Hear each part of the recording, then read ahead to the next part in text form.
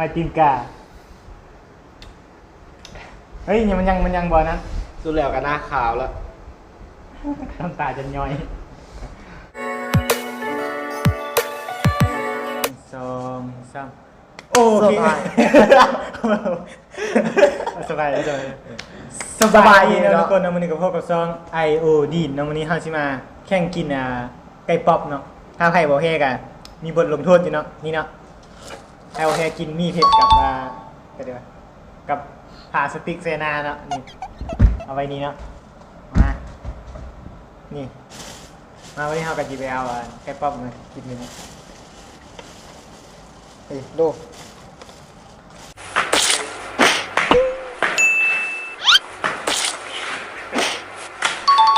เอาเข้าไปแล้วกันนี่เนาะนี่เขาจีแบ่งเดียวเนาะคนละ3เนาะคนละ3กับตอนทำบิดเฮ้ยเขาไม่ได้สปอนเซอร์มือวางไว้ถ้าเขาสปอนเซอร์อันนี้สมมุติไว้ก่อนเนาะตอนนี้เขายังมาในสปอนเซอร์ขึ้นโลโก้ครึ่งนึงก่อนถ้าเขาสปอนเซอร์มาเลยขึ้นเต็มแบบนี้แล้วพักเลยคนละ3กับเนาะกติกาผู้ใดบชนะกินผู้ใดไทยเวียงเอาผู้เดือซะผู้เดือบชนะเอากินนี่เนาะชันเลซ่าเต็มเลยผู้เดือบชนะกินนี่เนาะ Ghost Pepper โอ้3กับไม่น้อยๆได้3กับกันได้มาได้ป่ะแบบประหยัดนี่เนาะ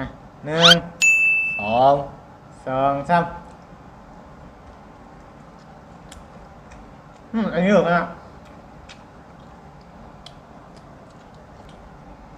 ซิวๆก็ได้มันกูเพื่ออะไรมันคนละอย่าง จำเดียว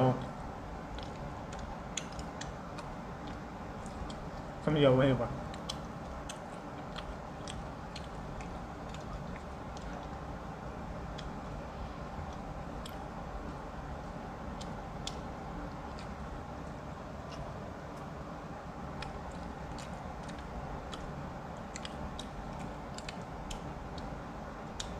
สิบโมแคนตายมันเนาะลืมเอาน้ำมา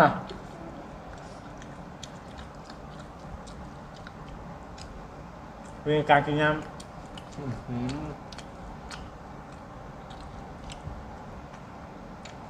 เริ่มแคนละ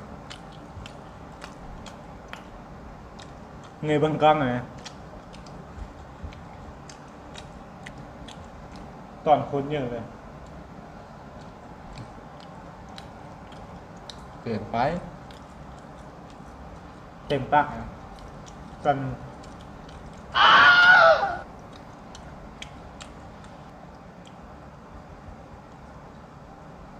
ก็อึดเลยแค่น้ำล่ะแค่น้ำที่ใหญ่แค่กระเพาะฉันกินว่าอันแบบบะหมี่น้ำนะพอละมาบ้านมีซ่องเดือดใช่ไหมครับ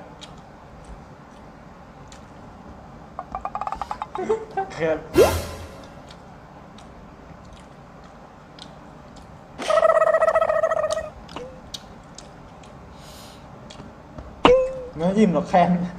กินไวน์บูไรละ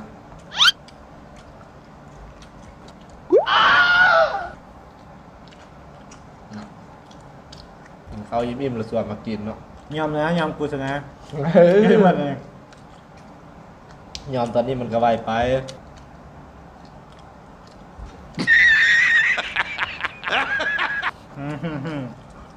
ยอมแพ้ดิบอเบิ่งจำนี้กับฮูแล้วนะว่าผู้ใดชนะนี่ยังจำเดียวอยู่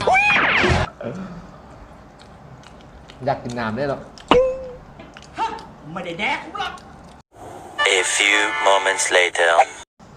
เหมือนกับตอนนี้มาฮอนนี่ละนี่อีกหน่อยนึงเคยซื้อออกบอลเก้าละ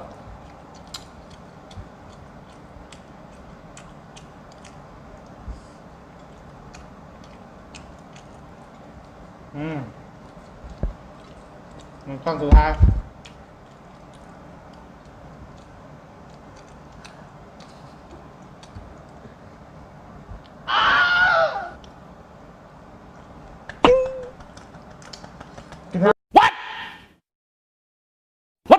มันไม่ได้อะ ออกไปกินน้ำก่อนบัวว่า เข้าได้เข้าได้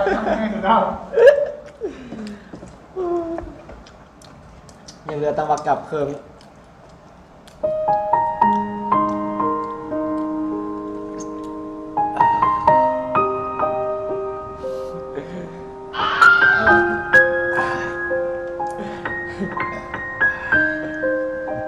มีการกินน้ำล้างอยู่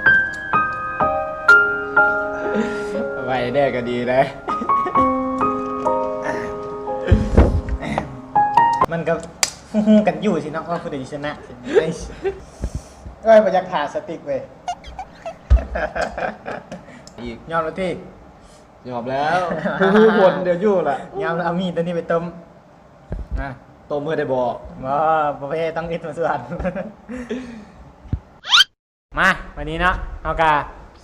นี่ครึ่งอยู่ว่ะเอากระต้มนี่แล้วเนาะเจาะเครื่องปรุงซะเด้อกูอยากเจาะย่านมันติดมือย่านมันเผ็ดเบิ่งสีหน้าคน เดียวก็พอที บ่ซื้อหมดเลยเบิ่งสีหน้าคนประเภทเนาะใครไปท่าใครสติ๊กไปท่าไอ้ โอ้ยจะเจาะไอ้เงี้ยนี่ว้ายลึกขนาดเดี๋ยวทอกสลดกูเลิกเกี่ยวไปเฮ้ยเมื่อกี้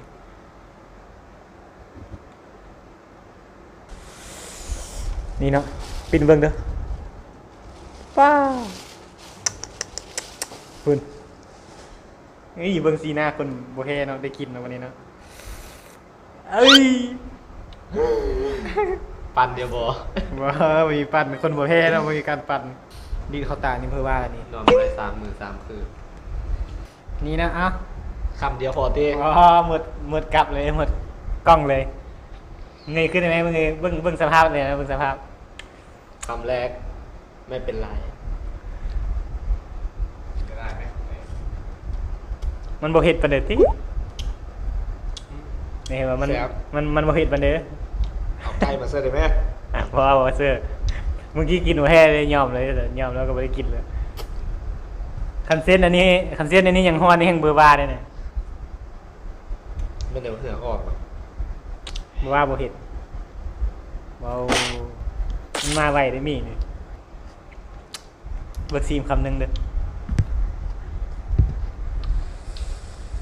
เห็ดมันกินเลยตัวยากเลย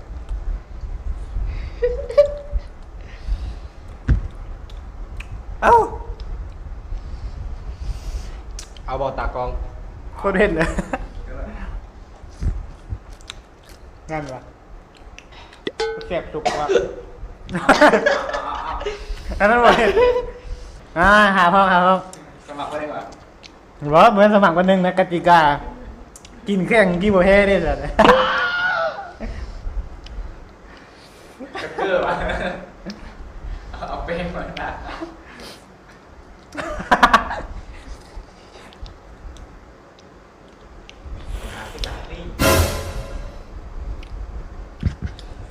หาซุปเอ้ยอย่าพากินน้ำไม่เว้ยอย่าพากินน้ำ ไม่ได้แดกกูหรอก มึงตะกอง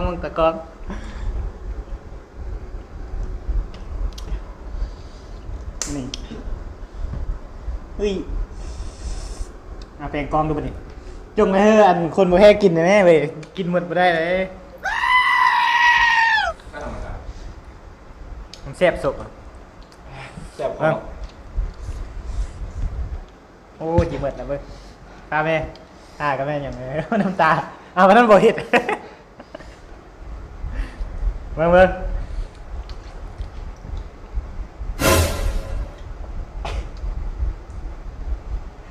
โอ้โหมันโหดไปหรือเปล่า นี่จับไป3 แล้ว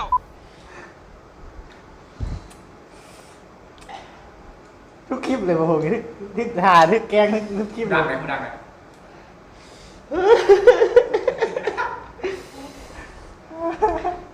มึงถ่ายจนบ่ได้เหื่อมเนาะ มึง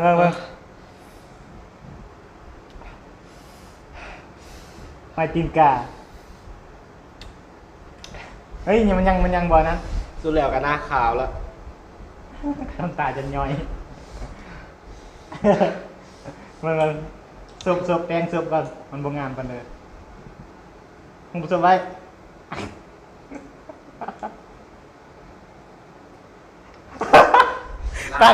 ตอนไปอินบุญบังไฟเลยยังบ่ได้อีกเฮ้ยยังดังแปลงดังกัน เขียวสากับบ้าน เขียวสาด